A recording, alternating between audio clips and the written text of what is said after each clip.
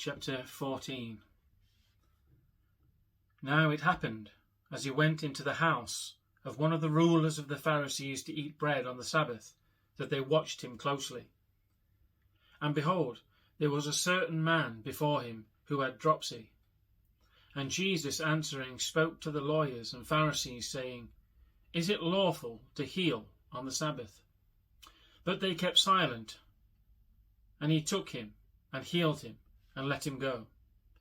Then he answered them, saying, Which of you, having a donkey or an ox that has fallen into a pit, will not immediately pull him out on the Sabbath day? And they could not answer him regarding these things.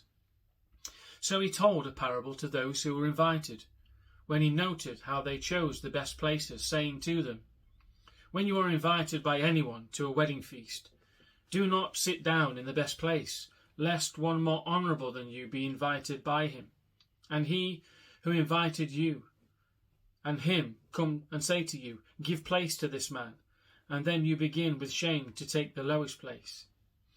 But when you are invited, go and sit down in the lowest place, so that when he who invited you comes, he may say to you, Friend, go up higher. Then you will have glory in the presence of those who sit at the table with you.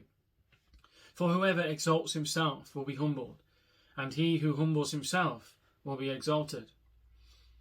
Then he also said to him who invited him, When you give a dinner or a supper, do not ask your friends, your brothers, your relatives, nor rich neighbours, lest they also invite you back and you be repaid.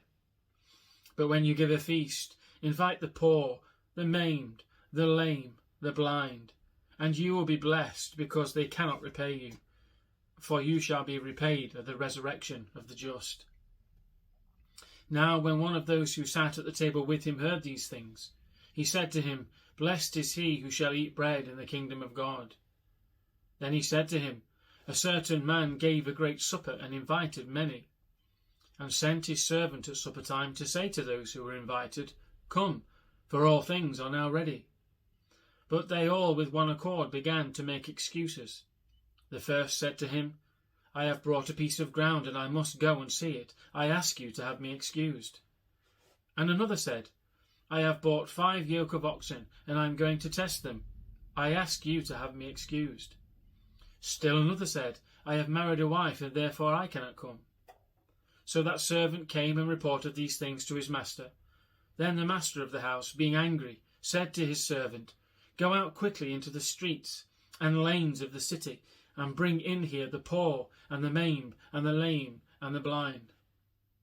And the servant said to him, Master, it is done as you commanded, and still there is room. Then the master said to the servant, Go out into the highways and hedges, and compel them to come in, that my house may be filled. For I say to you, that none of those men who were invited shall taste my supper. Now great multitudes went with him, and he turned and said to them, If anyone comes to me and does not hate his father and mother, wife and children, brothers and sisters, yes, and his own life also, he cannot be my disciple. And whoever does not bear his cross and come after me cannot be my disciple. For which of you, intending to build a tower, does not sit down first and count the cost, whether he has enough to finish it? Lest, after he has laid the foundation and is not able to finish, all who see it begin to mock him, saying, This man began to build and was not able to finish.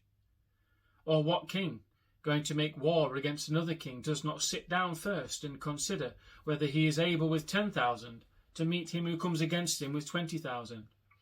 Or else, while the other is still a great way off, he sends a delegation and asks conditions of peace. So, likewise, whoever of you does not forsake all that he has cannot be my disciple. Salt is good, but if the salt has lost its flavour, how shall it be seasoned?